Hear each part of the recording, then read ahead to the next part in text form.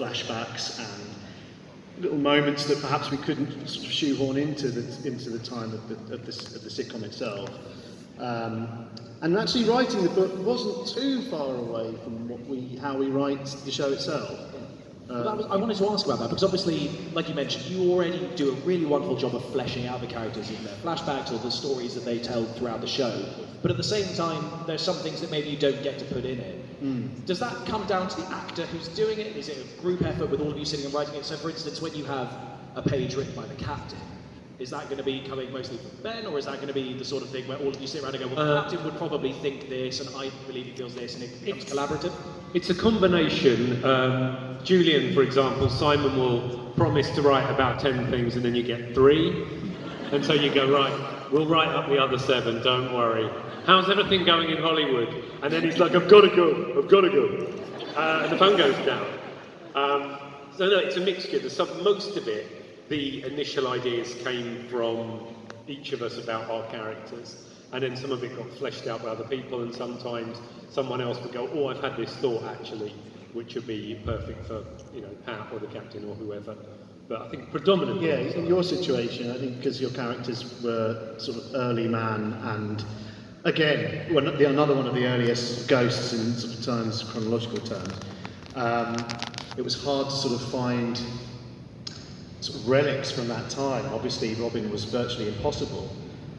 So in that situation, I think you, Larry, sort of took over a lot of other characters than perhaps me. And it was really nice. I got to sort of put on in a past life, I did graphic design, and so I got to there were bits and pieces where they were like, I don't think we're going to, it's a nice idea, but I don't think we're going to be able to do that because it would bankrupt us. To paint, I mean, we can't pay someone to sit there and meticulously in Illustrator and make a cross stitch. It would take them 7 days, and I'm like, I'll do it.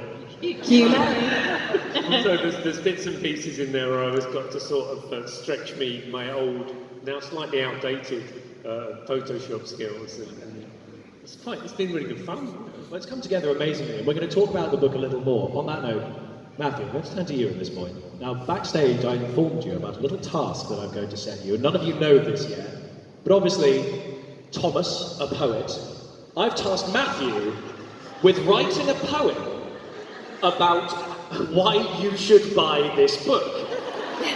Matthew, would you like a pen and paper? I have 10 minutes ago. I might have. 10 Here is a pen. I shall give you one of my MCM cards that you can write on. There you go.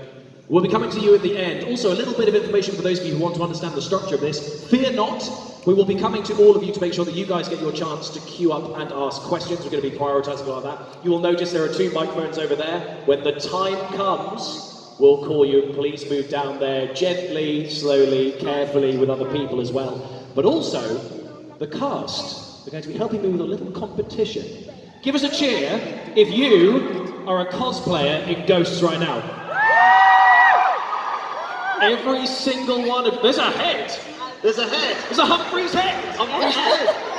Good, that was terrifying, by the way. Suddenly being held aloft. Hang on, there's a Scottish flag as well. Oh, for Thomas. Oh, for Thomas. So basically, when the time comes, we're going to have all of you stand up, the house lights are going to go up like they are right now, and then the cast are going to decide whom has the best cosplay.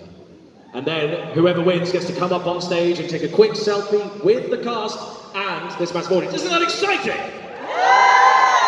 This is good. You guys are enthusiastic. I like it. Now we're filling up all the way to the back as well. Goodness me, very nice. Now, I can see you're already scribbling away, Matthew. You've already had some ideas?